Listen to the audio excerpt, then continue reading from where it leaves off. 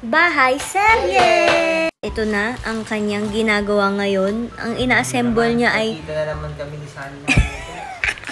Si Sanyang na walang instruction lagi. Kaya nga.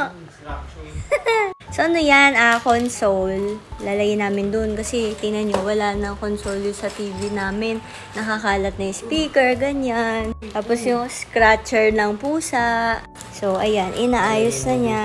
Baka defective yan kasi bakit yan lang yung Sanyang natin na walang instructions. Yung iba meron eh. So, tingnan mo na lang yung picture sa Shopee. Tapos, yun na yun. Yung kulay ang kulang. Yung kulay nito, light oak.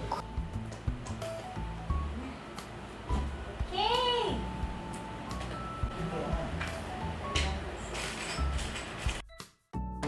Wish buhay naman to. Malapit na natin mabuo pero hindi namin ma-figure out yung isa. May ganito siyang butas sa mga gilid. Pero ito, walang butas. So, paano namin siya ilalagay dito? Kaya yun, masakit sa ulo ha. Ayan na. Hindi pa namin tapos pero naglalaro na sila dito. Ito, naglalakad, naggagala na siya. Ayan na nga. Malapit na natin siya makompleto. Lalagyan na lang siya ng pintuan tsaka yung ano dito, drawer. So, sineset up na namin siya. Lalagyan namin mga speakers. I-testing namin yung sound system kung okay ba siya. Kasi ito, dapat siya nakatayo siya, pero hindi kasi kasya. So, tingnan natin. Yan. Ang ganda ng speaker ulit. Pogi din na cell. Ito na guys, kompleto na. Time check na sa ano na ata. Ano oras na ba?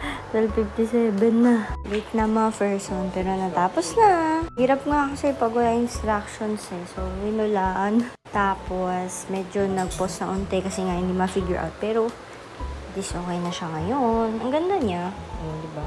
Tsaka madami siyang storage. Yan. Nabili ko lang to sa ano, sa Shopee no 4-4. Ihintay ko yung sale. Success!